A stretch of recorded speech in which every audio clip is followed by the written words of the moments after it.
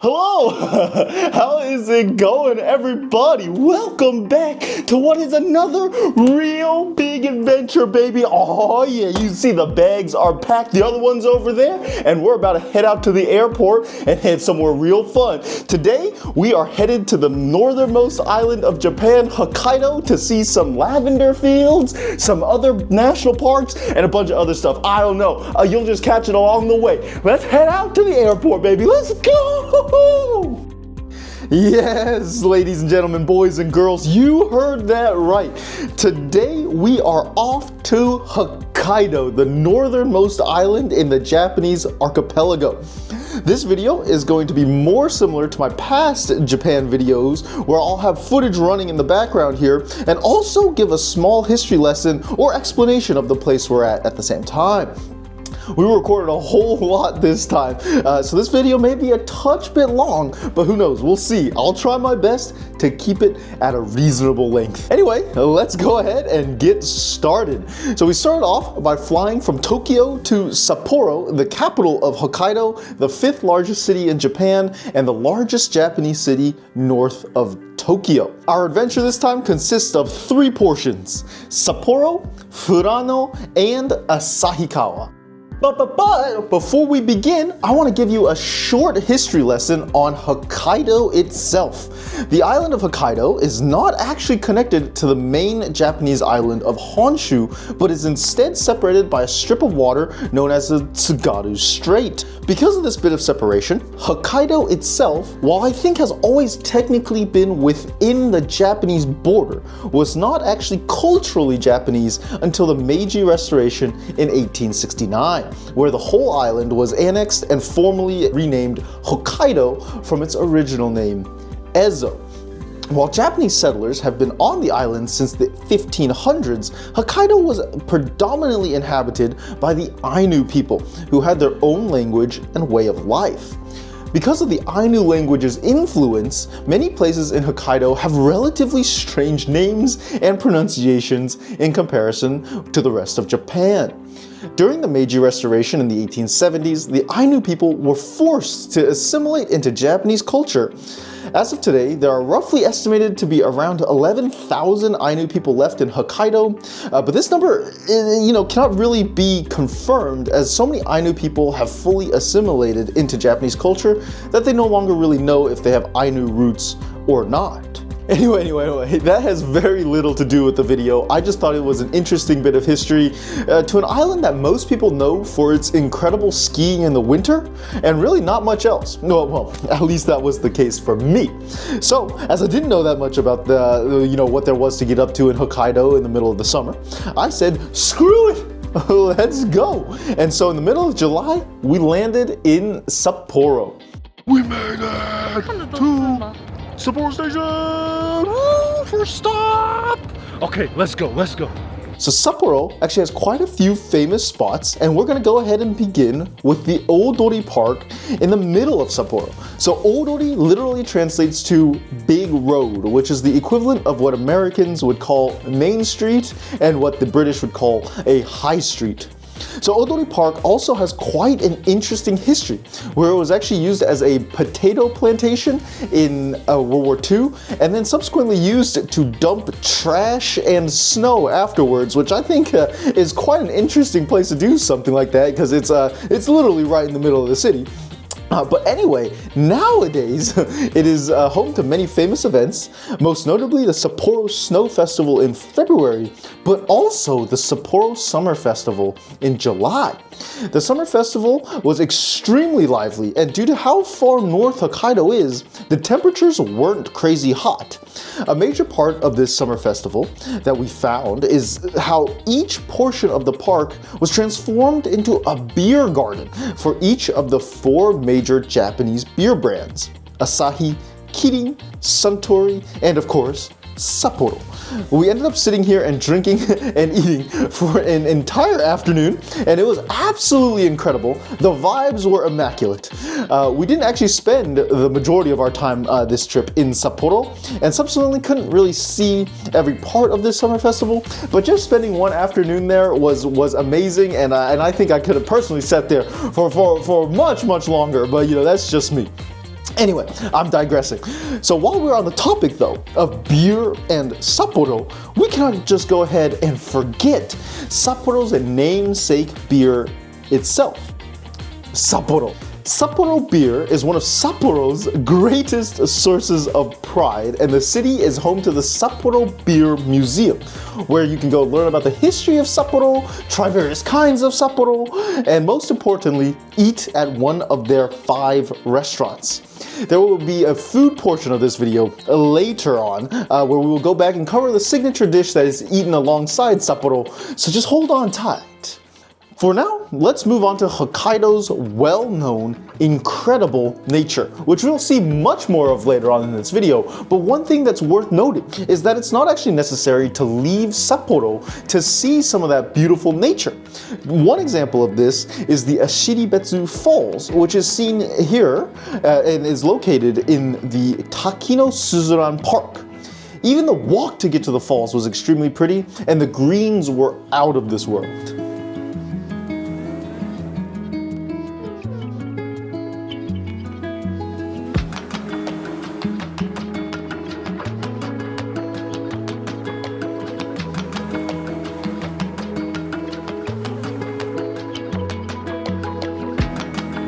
For the sake of time, we're gonna go ahead and leave Sapporo here and get in our rental car over to Furano. Furano is a much smaller city and one of the most well-known Japanese tourist destinations in both the winter and the summer. In the winter, it is carpeted with thick snow and known for the Furano ski resort. In summer, it is known for the massive Furano lavender fields. The fields we went to were called the Tomita Farm, which probably is the most tourist-heavy one and most well-known, but it is worth noting that just by driving around, we did see many other farms, I suppose you can call them, that were growing lavender. We didn't end up stopping at any of them because of our schedule, but if you have more time, it may be worth checking out one of the more local ones where there's just a lot less people taking pictures. And absolutely no tour buses at all. Unfortunately, the rain did not cooperate with us, and the sun really didn't want to come out for our entire time in Hokkaido, but the views were stunning nonetheless.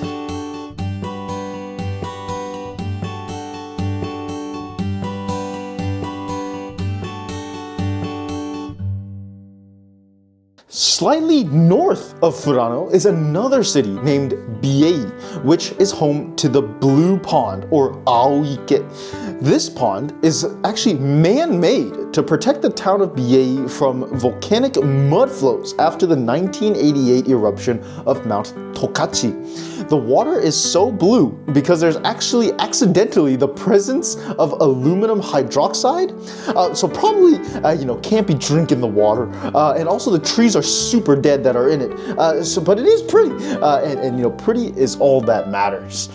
Other than this, Furano and Biei don't really have that much more to offer in the summer, or at least nothing that I could find other than some viewpoints of farms and stuff. But it is a very pretty place, and driving through it really feels as though you're driving through an extremely local area in Japan, even though it is a tourist hotspot. Restaurants here tend to close extremely early or are fully booked, which makes things rather inconvenient, but it is what it is. The next day, we continued up north to Asahikawa, but first made a stop at Asahidake, which is the tallest mountain on Hokkaido. While there is an option to hike up the whole mountain, we elected for the much more leg-friendly cable car, which takes you up to a very scenic ridge, but not quite the summit. Along the ridge, you can see what the mountain is famous for in the summer, which are these volcanic vents where you can see steam escaping from the ground. There are also several small lakes here, and the natural beauty of this area is very, very hard to explain in words. While this volcano is technically considered active, the last time it erupted was 1739, so the risk is not particularly high to visit. In the winter, it's actually used as a ski mountain as well. So we didn't actually summit the mountain, as the road to the summit was extremely rocky, and we had absolutely zero gear and didn't actually even intend on summiting it. But luckily, summiting isn't actually necessary to see some of the incredible natural beauty here.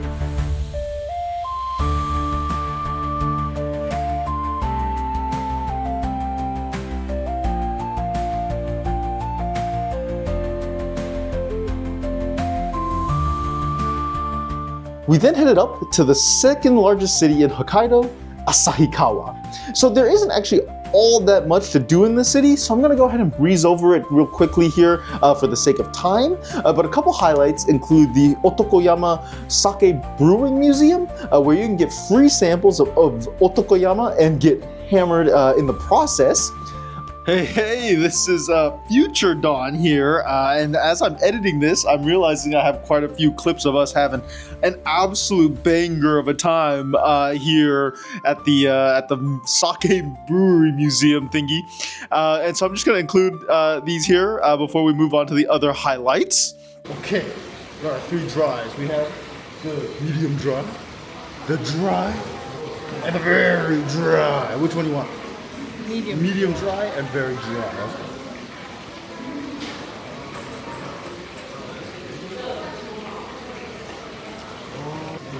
Try this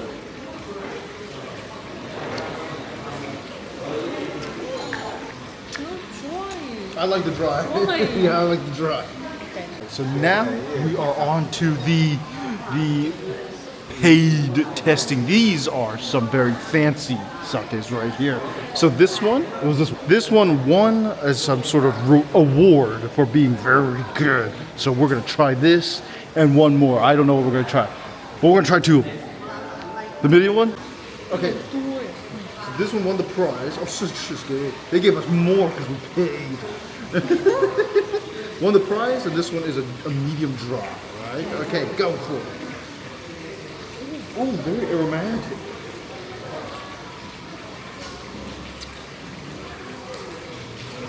It's much smoother. Yeah? Much smoother. This one. Deep taste. Okay. That's the best one. This is the one that won an award, right? Is the best one. It is a sake bottle slide. Meant for children, which means I belong in there, baby. Let's go. Oh yeah. Catch me on the other side. Oh, this is tight. This?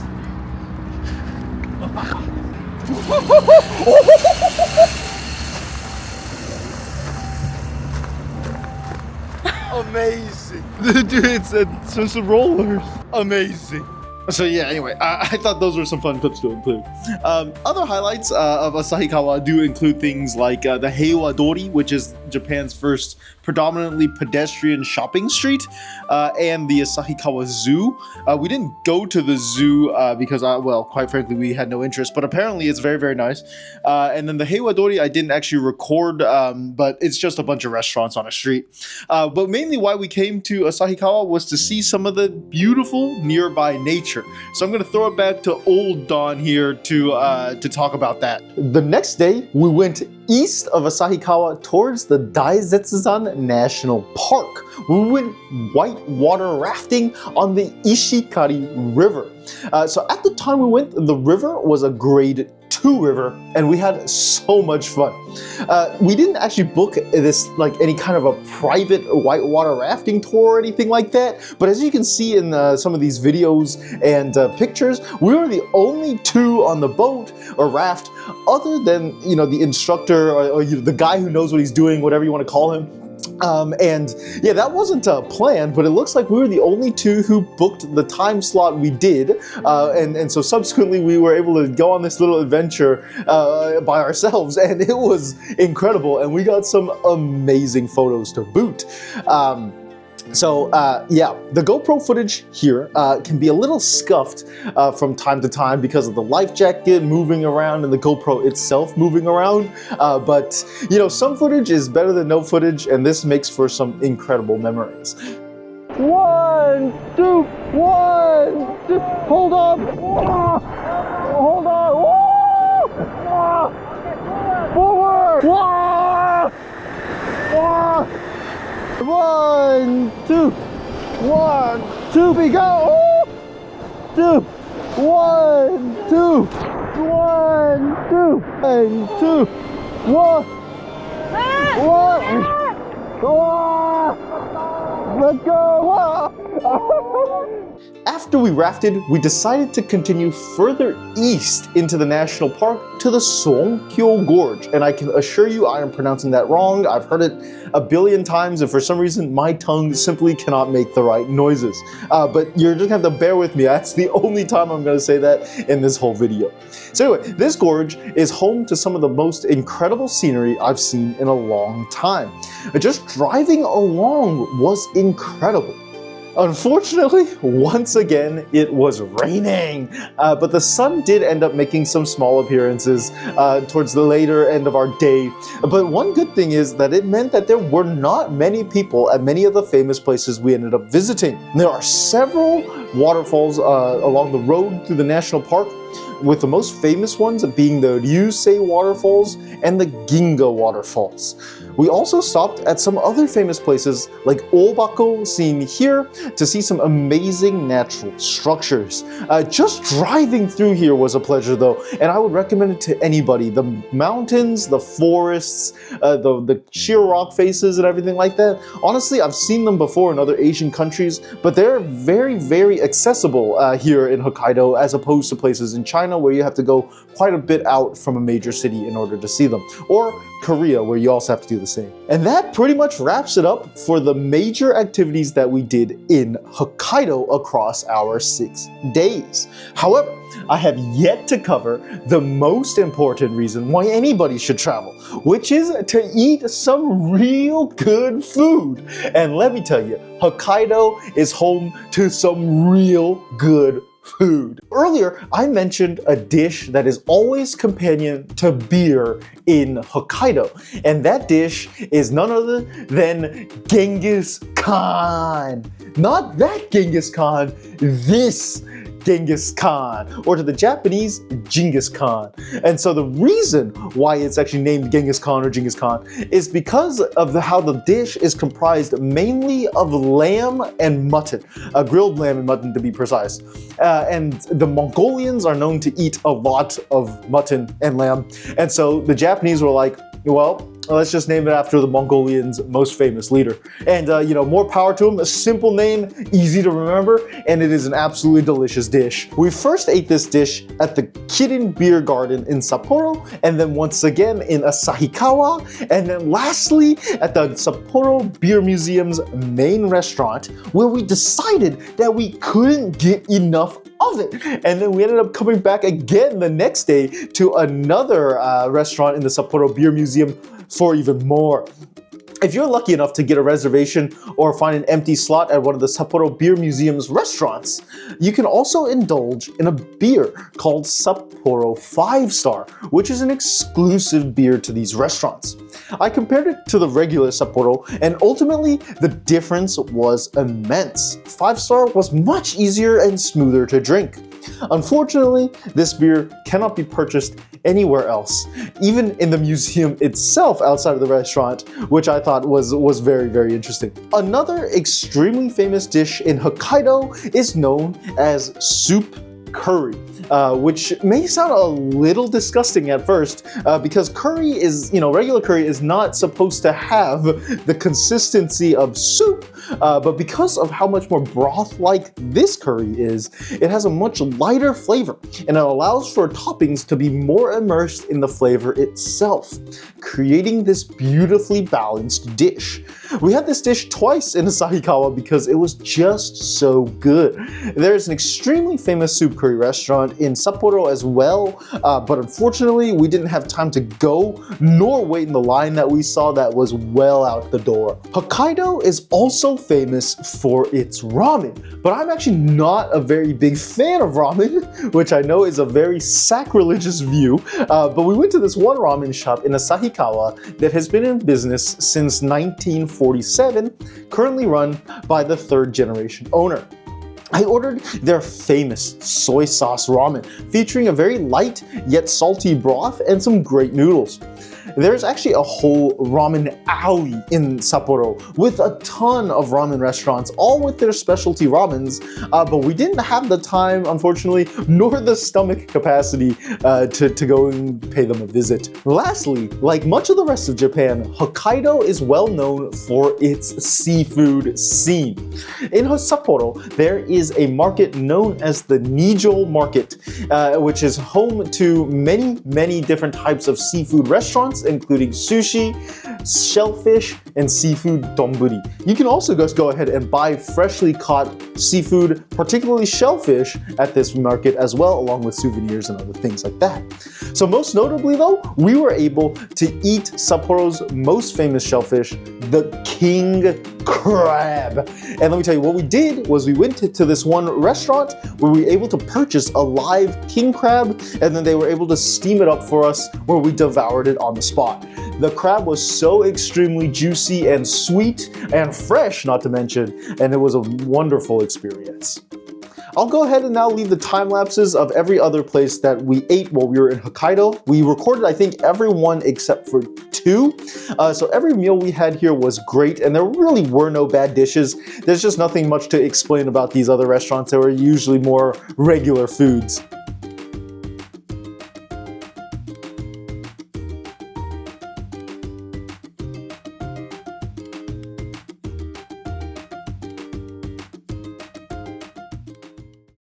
So yeah, that about wraps up everything for this short little trip out to Hokkaido.